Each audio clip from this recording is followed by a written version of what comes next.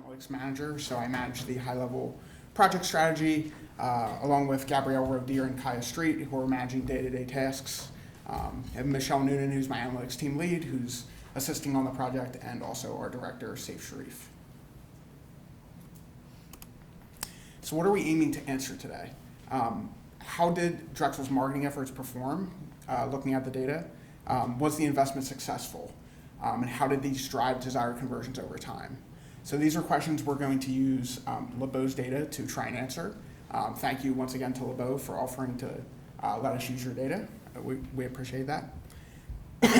Other questions we're going to look at, what were the most prevalent traffic types and how did campaigns perform? And lastly, what actions are users taking on Drexel sites and how do these drive actions over time? So kind of summing those up into three main groups. These fall into marketing performance evaluation of success, traffic types and campaign performance, and user actions and segmentation.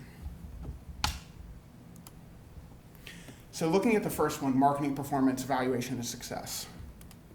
So again, how did the marketing efforts perform? Was our investment successful? How did these drive desired conversions over time? These might be questions that you're asking yourself as you're looking through data, and we're going to take a look at things here to back that up.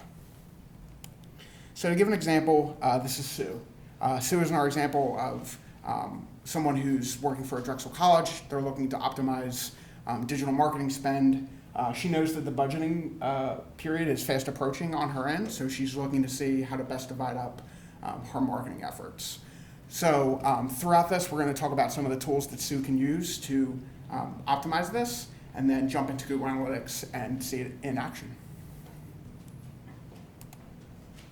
So first off, a really key thing, whenever you're looking at data, you want to look at this in the right context. So if I'm just looking at August data, if I know that there's 20,000 sessions, that's great, but what is the context of that? What does that look like month over month, year over year? How do things like deadline applications, holidays, recent campaigns, tracking updates affect this? So having that context and understanding the seasonality of things really impacts how you view your data. So one thing we're going to kind of focus on here is the goal process. So in Google Analytics, you might be familiar, goals are the way that you judge session level success. So you go in and can see during this session, does this person convert or not? One key thing that we really try and focus on with goals is setting objective goal values. So saying that, say I have a certain thank you page someone's trying to reach, or an RMI submission. What do I value that at? Is it $5, $50, $100?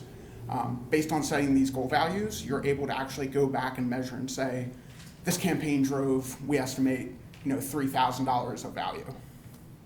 And having objective targets set for your goals as well, saying we're expecting 400 RMI submissions during this month. Having those targets set and seeing if you're actually hitting those are very critical things. So what are different goals that you can actually set up? Breaking out a few examples of them here. One of them is time on site. Overall, we recommend not using this. Time metrics in Google Analytics, as you may have seen me talk about in the last talk, are largely flawed on the way they're calculated. So we recommend not using those at all. The ones you can use, pages per session, event-based goals, and destination URL. These allow you to drill down, for example, for pages per session, you can see things such as, did someone view more than 5 pages in a session? For event, you can latch on to some of the tracking that we'll get into that we're doing for Drexel, things like RMI submissions, click-to-call, PDF downloads, to actually track these things. And for destination URL, you can back up to something like a thank you page, seeing how many people actually reach this and measuring your success against that. One key thing here to note with goals is that currently with the way access is set up for Google Analytics, you don't currently have the access to set up goals at this point. We're still working on the process with the communications team in terms of how that will work.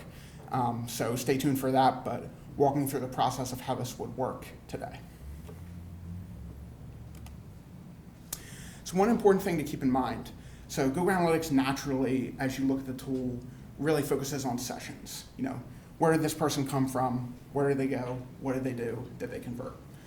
But a really important thing that we'll kind of echo back to over this presentation is that these are people coming to your site. They make decisions over multiple sessions sometimes, so we can treat our data accordingly and match up with that. And that's some of the things we'll look at here in analytics, seeing how channels assist over time. So, for example, someone might come via organic search and not convert right away, but these can actually play a role later in the conversion process. We'll look at that.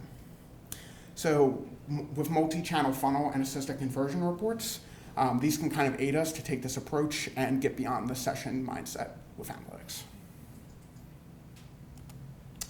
So now I'm going to jump to GA and show you some examples here.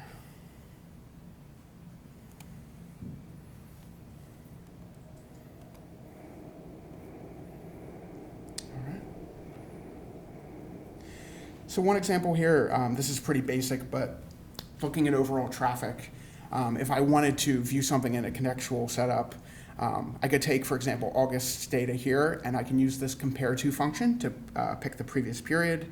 So now I have an even basis on which to compare what I'm seeing. So, straight up here, I can see that sessions were up about 20% period over period. And even going down further with something like campaign performance,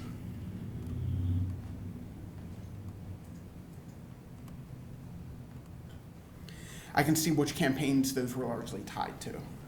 So for example here, I see that there are a lot of MBA-related campaigns. So I see EMBA, FMBA, so on and so forth. I can even drill down here to MBA and see which of these are related to that. So I see that there was about a 700% increase in sessions from MBA campaigns during this period. So that's something I could drill down into further. Now, what I want to look at here, and before I get to that, just most of you are probably familiar with this, but the main Google Analytics reports.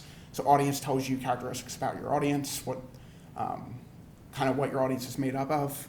Acquisition tells you how they get to your site and what's actually driving that traffic. Behavior shows you the actions they're taking once they reach your site. And then what we're going to look at now is conversions. So in the case of LeBeau here, we do have one goal set up so far. The reason there is a goal set up in LeBeau so far is because we have an SEO engagement with LeBeau. So one of the things that we were looking at for success here was RMI form submissions for general inquiries. So what we're able to see here, since this goal was implemented in early September, we see about 26 goal completions. We're able to drill down and see where these completions are actually occurring and what's leading to this.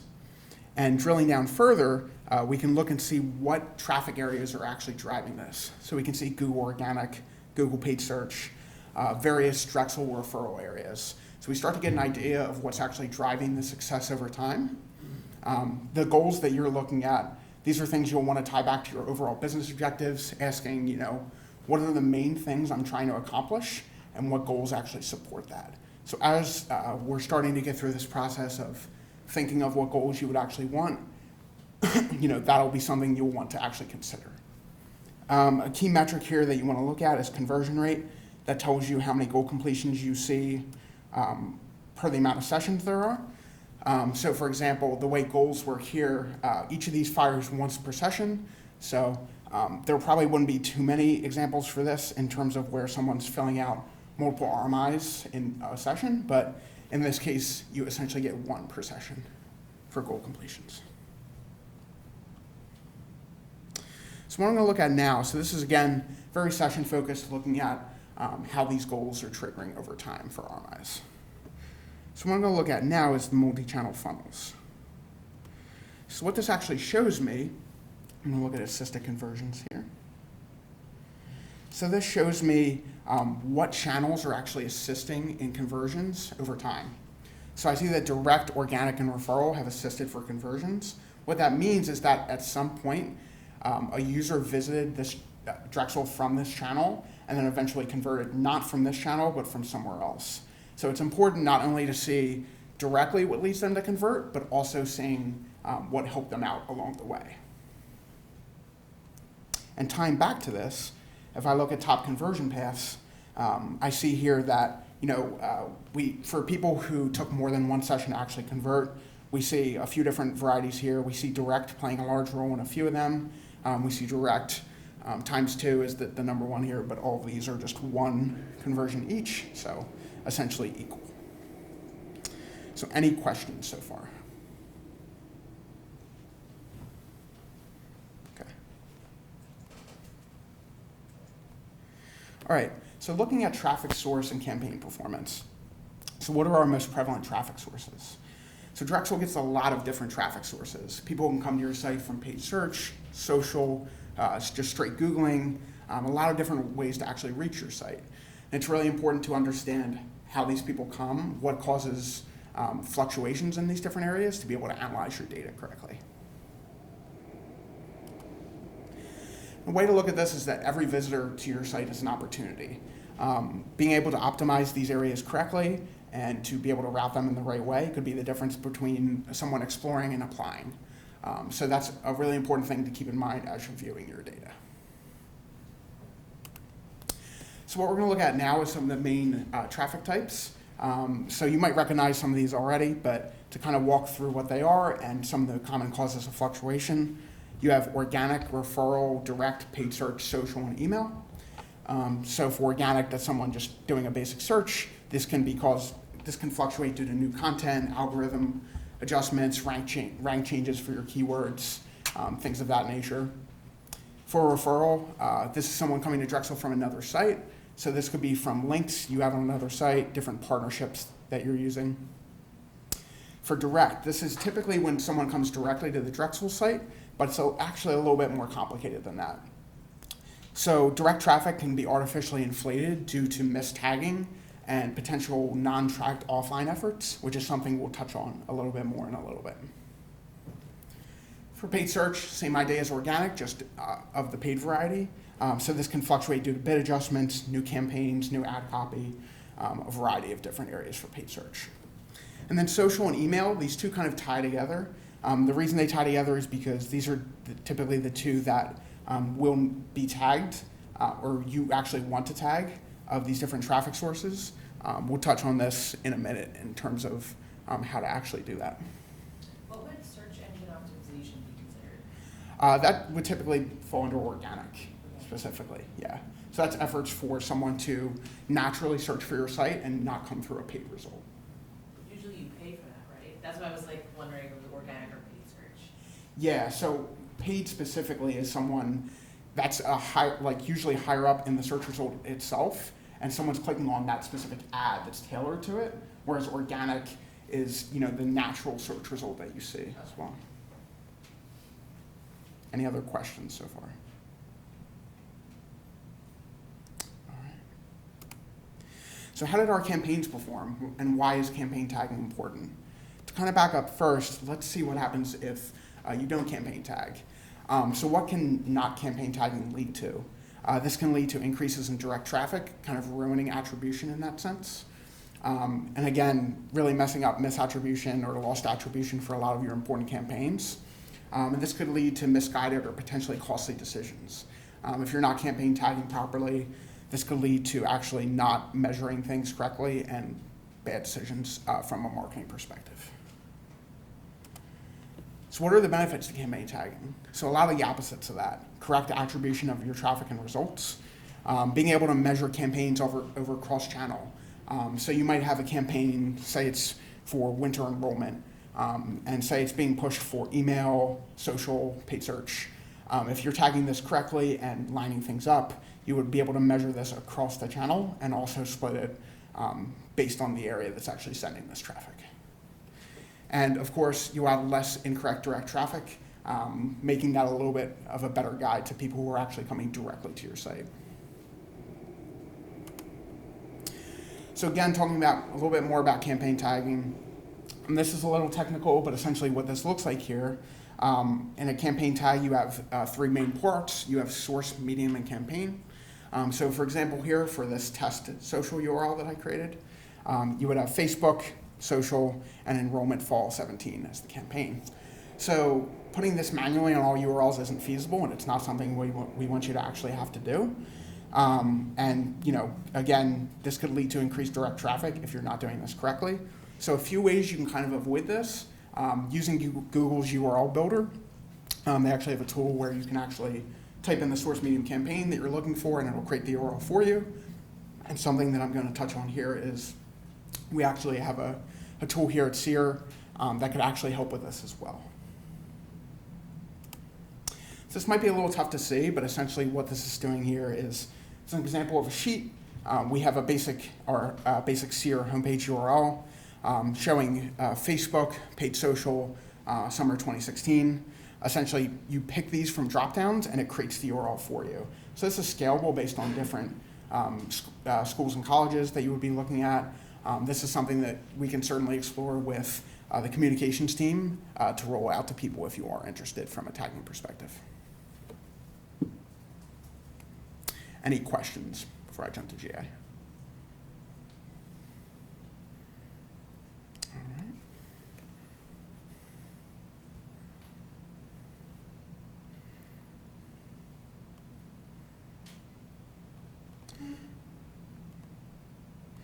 So I'm going to take a look at some basic traffic sources, traffic mediums that we're seeing. So I'm going to look at this again. I'm going to take August to July so I have a proper frame of reference for comparison. What I'm actually seeing here, some of you who were around for the first presentation a few weeks back, I'm going to use the absolute change sort to show me the highest rises from these different areas during the period. So I see that paid search nearly doubled during the period. Banner ads really went up as well, as did social tagging. So these are some of the things that rose for LeBeau over time. If I actually change this to a shorter period, because this goal was just added for RMI submissions, what I can actually see here is I quickly see that organic had led to most of the RMI submissions, but a few things here. I'm seeing that CPC and referral are having some of the higher conversion rates for this RMI submission. So this could be something to kind of drill down and see why that's actually occurring, what ads are actually driving to this, and be able to make optimizations based on what you're actually finding. So what I'm going to look at now is some specific campaigns.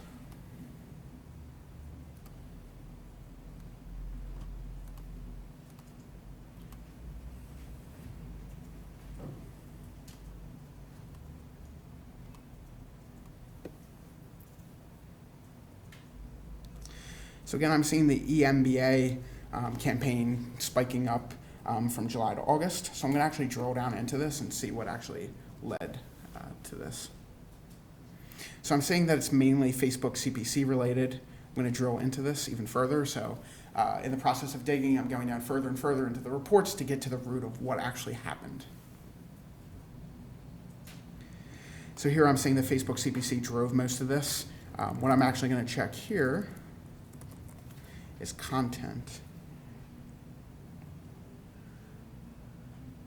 I can see that this is specifically related to the success story content that they were running. And if I change this here to show the beginning of September, I'll see that this was tied to the same thing. I don't see any RMI submissions related to this. It might not actually be aiming at doing that, so that might not be a bad thing. That's one thing to keep in mind as you're looking at goals in this context, is what you're actually analyzing, aiming to do that.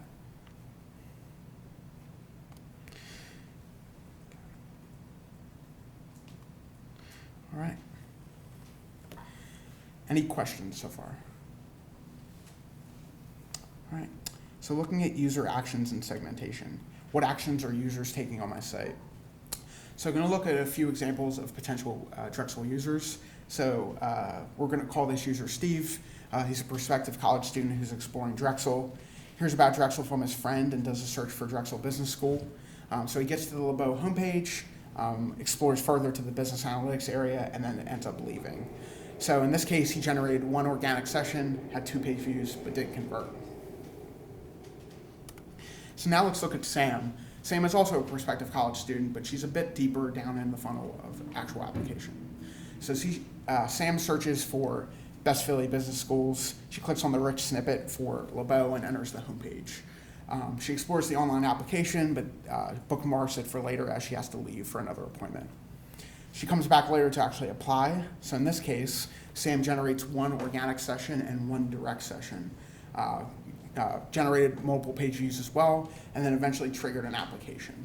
So kind of tying this back to, the people exploring your sites are people. These are, something to keep in mind as you're looking at data. It can easily get lost in the mix of sessions and page views and events and conversions. These are real people behind these actions. So as we look and analyze users' behavior, one important thing to understand here are the different page types that they can interact with. So from a session perspective, you have landing page and exit page. So this tells you where they actually come in to your site and where they leave. So in the case that they're not actually interacting and go anywhere, the landing page and exit page could actually be the same thing. But hopefully in the case of most things where they're engaging with your site, these will actually differ. And then page itself, so these are individual pages that people look at on your site. So for example, if someone comes and views 4 pages, that would fire 4 page views. And from a session perspective for this, for something like landing page and source medium, these are common session areas that we use to judge goal completions, bounce rate, look at these metrics to judge success for our different campaigns and different entry points over time. So talking a little bit about some of the custom tracking that we at Seer have set up for Drexel. So we're able to capture things like form submissions, whether that's RMI, Slate, event signups, click tracking, clicks to the Common App, LSAC, Make a Gift clicks, things like phone clicks, PDFs, so on and so forth. And this is actually something we'll explore a little bit more in Google Analytics in a second.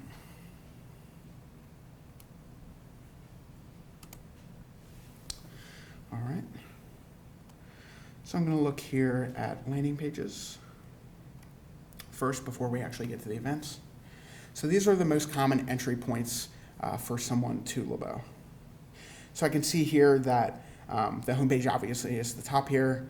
I can see how these are tied to the RMI submissions itself. I can actually rank this by RMI submissions, so I can see what's actually driving a lot of this. You can see that some of these are lower traffic pages. So say, for the sake of argument, that the RMI is all we care about for this area. This could give us opportunities to boost up spend for these areas, to promote these pages more, to interlink these pages with others, to raise our actual conversion rate. And something I'll look at here as well. So I can find a trend here. I see that a lot of the common landing pages are understandably these pages in the /land subfolder, which makes sense. So I can actually look at this here, say I just want to see the specific landing pages. I'm going to put this in the filter, and I get that broken out. So then I can do something like, I can pull up a secondary dimension, look at source medium here, and see what traffic types are actually driving people to these areas. So I see a lot of this is paid, Facebook paid search, Google paid search, different banner ads. So you can kind of really slice and dice and segment and see what's actually working for you here. And look at things like conversion rate. So for example, here I can see that Google paid search is driving higher conversion rates for a lot of these areas. I'm going to actually sort this by conversions.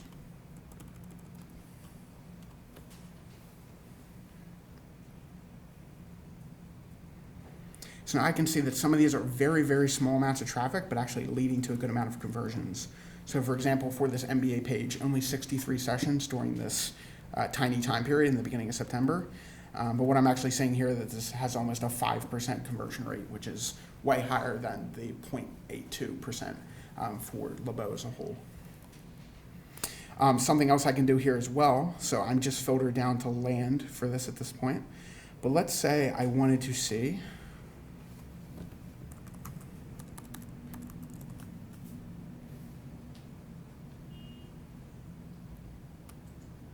sessions greater than 50 and bounce rate or goal conversion rate greater than 1.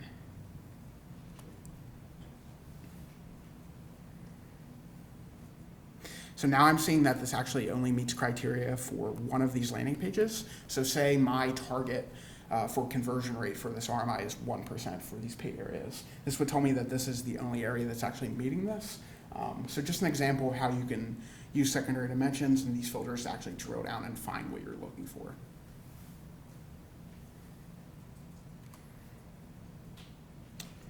All right, and one more thing I'm going to check here.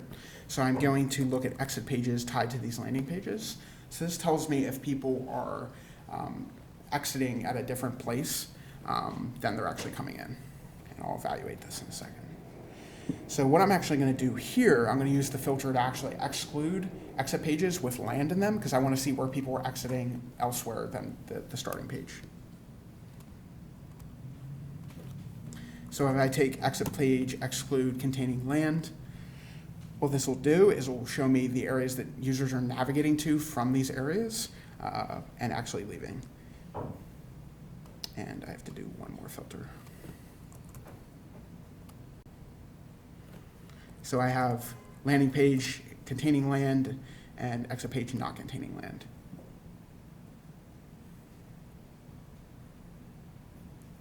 All right, so I can see some of the areas that people are going to. I see it's online application for a few. It's a few specific areas for elsewhere, but these could give me ideas of where people are actually navigating to. You could do things like A/B testing to actually see what can actually drive people to better areas for these, or do things like heat mapping to see where people are actually engaging on these pages. So that's an example of how you can take what you're actually finding here and then take future actions based on that. Any questions so far? So looking back at events. So during this period here, I'm going to look at some of the events that we're seeing. So just to explain some of these quickly, anchor link, external link. Anchor link is essentially someone clicking on an item on the page, which adds a hash to the area. So like drop downs further on the page for like tuition and so on and so forth. External link is someone visiting another site from Drexel. Things you might really care about, form submissions. So actually drilling into this, this is how we actually set up the goal for RMI. So you can see here that this really breaks out in a very granular fashion what the person is actually signing up for. So I see RMI form submissions, I see Labo event sign up form submissions. So say I cared only about RMI in this case. I'm going to filter down to RMI. It's going to give me general and program specific. If I drill down even further here, what this is going to tell me is showing what areas the person is actually interested in. So I see MBA part-time, I see fall 2018, finance, marketing, so on and so forth. Now what's interesting here is, since these events occur in specific interactions on the site, I can tie this back to the page on which the event is happening. So I bring up page here, and this shows me the actual area that's causing this event to happen. So I can tie this back and say, this is the area that's actually leading to the person, completing this. So not only can I look at it from a goal perspective, but I can look at it from an individual interaction perspective to get more depth here as well.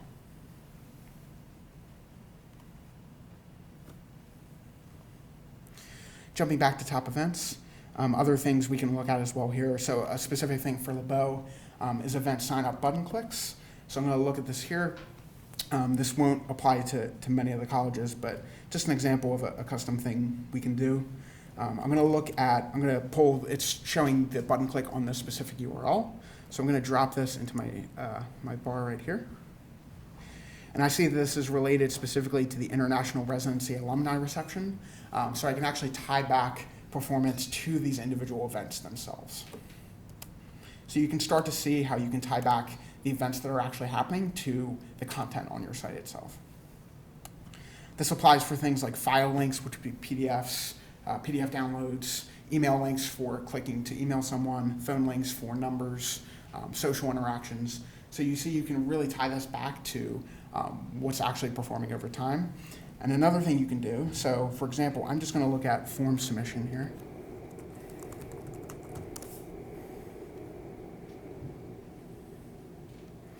And I'm going to tie this back to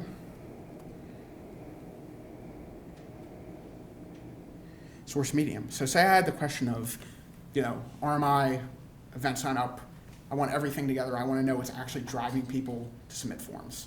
So I can see that over half of these submissions were driven from Google Organic. I can see paid search, some of these referral areas assisting as well. So this is an example of how you can use your data to actually answer these questions and drill down further. All right, any questions so far? All right. So how do these drive actions over time? Again, kind of getting back to this, this is something we want to evaluate outside of the session scope whenever we can. So how can you use segments to get more information here? You can use segments to drill down to certain things like mobile users, people in Pennsylvania. You can get really granular and actually sequence things and set mobile criteria. So for example, you can see sessions starting on the homepage and then leaving without interacting. You could see paid search sessions that view more than 3 pages and then end up downloading a PDF. So you can see how kind of granular and really focused this can kind of get looking at these segments. But being able to segment these things and analyze how things change over time is really kind of the crux of analysis with Google Analytics. And what I'm going to show you here, I'm going to drop back to audience. So what I'm going to bring up is something I created earlier, and I'm going to show you here. So to create a new segment, you can essentially go to the top of your reports, hit Add Segment, type in the name of the segment you want. A very key thing that most people don't know is over here on this right-hand side, it's a little tiny. Essentially, this is the sharing settings for segments. Always what I do when I create a segment is pick the last one where it says collaborators, and I can edit this segment in this view. That ensures that the segment stays just where you and other people in your organization can see and doesn't carry over elsewhere. So what I actually set up this segment for is I said I want sessions that include people located in Pennsylvania. So what that means is that this person's IP address is in Pennsylvania. And that's how Google tracks regional and geographic information. So not only do I want to see people in Pennsylvania, but I also want to see mobile Pennsylvania users. So entering in these 2 criteria, that the person comes from Pennsylvania and comes mobily, I see that this is 13% of Lowe's traffic. Now, really getting the insights here is when I actually apply this segment. So I'm going to apply this segment, and now this should overwrite all users here. So now when I view any report, it's just people in Pennsylvania mobily. So I can see how this changes over time. I can look at this August versus July. And I can see that this rose by about 30%. So a natural question is, what caused this to rise? So I'm going to look at acquisition, drill down to source medium, and see what actually drove this traffic.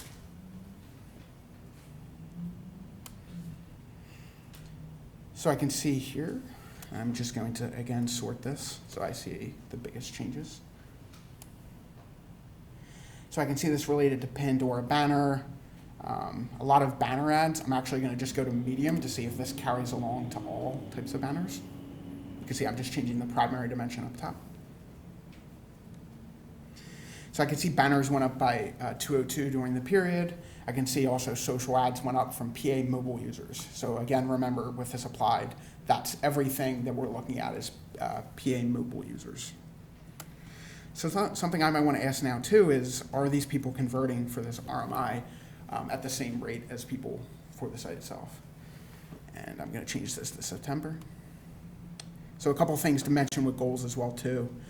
Goals are not retroactive. When you set them up, they will not gather data from historically. It's just that point forward once you create them. Another thing that is one of the reasons that we're a little bit, try to be a little bit safe with goals is once you create a goal, you cannot delete it. You can only disable it. So that essentially means that it doesn't gather data anymore. But that's one of the reasons we're kind of keep things a little safe with the goals we're setting up. So if I look for September so far, I see that there were 3 RMI submissions from mobile PA users, and I see that this goal conversion rate was 0.4. Now, if I add back in the context of all users here versus PA mobile,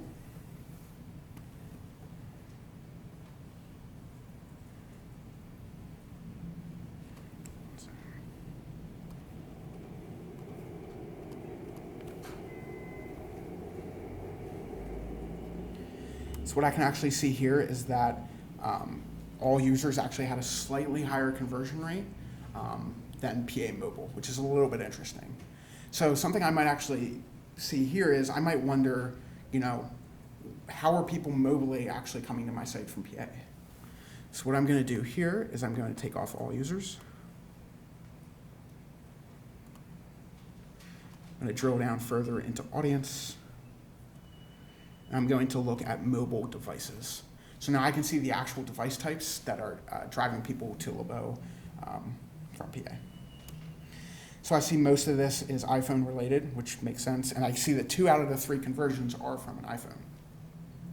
But I see a lot of these other smaller traffic ones that are driving traffic. So a question I might actually have is, what are this would be more useful over a longer period of time. So I'm actually going to pull this back. I'm going to do July to August. Without that conversion data, I'm just going to look at bounce rate here to see how people are engaging. All right, so again, I see iPhone is largely dominating. It's still about 70% of all mobile usage from PA users. But a question I might have here is, what are some device types that have really high bounce rates, meaning people are leaving right away and not engaging? Because what that might actually highlight is user testing opportunities. These might be areas where you want to ensure that your site is loading properly on these areas and ensure that the user experience for people on these devices is good. So what I will show you here, I'm going to go into the filter. And what I'm going to do is I'm going to set both session and bounce rate filters here. So I want devices with sessions greater than 15. Again, this is really small because it is even just a 2-month period. And I want bounce rate greater than 90. So I want to see like the highest of the high bouncers here.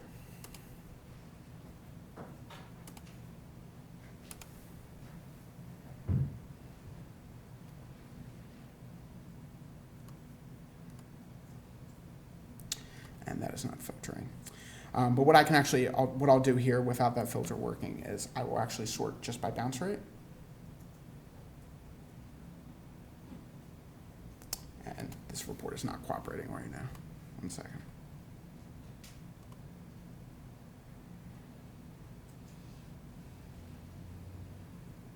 All right. So what I can actually, what I'm aiming to do here would be to look at which device types are actually not engaging with my content here. So I can see from the ones that I can actually see in this top 10 that the Apple iPhone 6s has a bounce rate of 91%. Once GA was actually functioning, I could drill down further. I could see what some of those other ones were. These would give me an idea of different areas to test and improve in the future. Why would the 6S be segmented out of Apple iPhone? Say that again? Why would the Apple iPhone 6S be segmented out of the top Apple iPhone? Why would they be something different? Yeah, so that's specifically how GA is pulling in this data. For some of those bigger ones, it's actually just bucketing it into a larger category, but for some, it's actually breaking out into smaller areas. So it might be a little bit with the actual device type itself, but that's a little bit tricky with device type.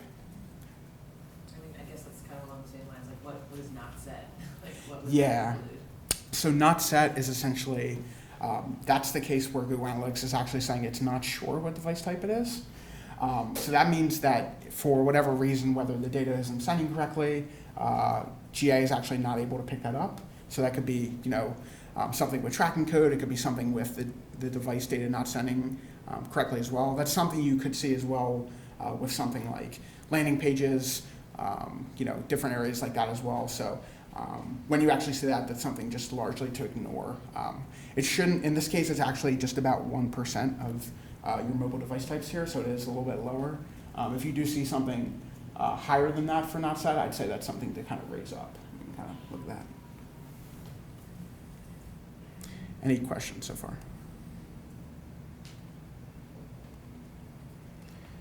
All right. So again, kind of circling back to the main things we wanted to answer. How did our marketing efforts perform? Was our investment successful? How did these drive desired conversions over time? So now looking back at, the main things you want to have to judge performance over time, looking at this in context, being able to set up goals through the process we're working with the communications team to set up. You'll be able to judge how this is successful over time and use some of these tools that I've been showing to actually make these judgments on your end. What were our most prevalent traffic types? How did our campaigns perform? Now with an understanding of these different mediums, you can see how these different traffic types are driving traffic to your areas over time.